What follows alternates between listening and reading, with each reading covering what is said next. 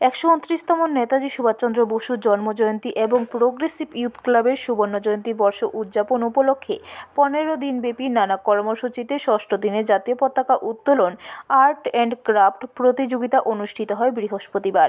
স্বচ্ছ ভারত অভিযান, বৃক্ষরোপণ, অনাথ ও বৃদ্ধাশ্রমে বস্ত্র ও খাবার সামগ্রী বিতরণ, বাইক র্যালির মাধ্যমে নেশাবিরোধী সচেতনতা বার্তা নিয়ে পথনাটক সহ আগামী দিন বিভিন্ন সামাজিক কাজকর্মের মধ্য দিয়ে ক্লাবের উদ্যোগে পালিত হচ্ছে বিভিন্ন সামাজিকমূলক কর্মকাণ্ড।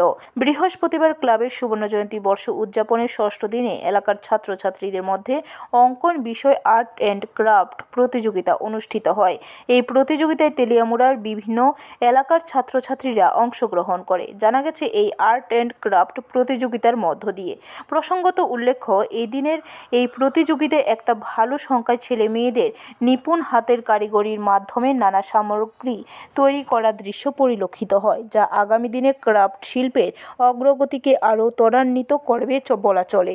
ছোট ছোট ছেলেমেয়েরা আজকের দিনে হাতের কাজে মনোযোগ এক নতুন বার্তা নিয়ে আসবে বলে মনে করছে ক্লাবের সদস্যরা। পাশাপাশি এদিনের এই অঙ্কন ও ক্রাফট প্রতিযোগিতায় অংশগ্রহণকারীদের সংখ্যা ছিল চোখে পড়ার মতো।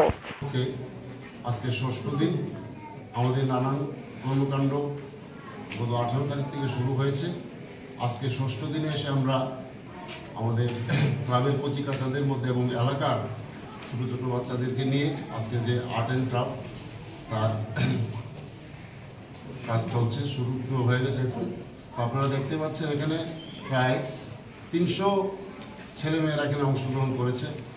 আমাদের এই 50 বছর পূর্তি উপলক্ষে নানা কাজকর্মের মধ্য দিয়ে আজকে যে ষষ্ঠ দিনের এই আর্ট এবং ক্রাফট প্রতিযোগিতা, আমরা অত্যন্ত গর্বিত যে আমাদের ডাকে সাড়া দিয়ে সার্বিক তেলিয়ামুড়াবাসী আমাদের এই 50 বছর পূর্তি উপলক্ষে যে নানান কর্মযজ্ঞ, এই কর্মযজ্ঞে অংশগ্রহণ করেছে এবং আজকের যে আর্ট অ্যান্ড ক্রাফট তাও আমরা একদম সর্বাত্মক সফল বলতে পারি, কারণ এত বাচ্চা একসঙ্গে আর্ট অ্যান্ড ক্রাফট করাটা খুব একটা আনন্দের বিষয়।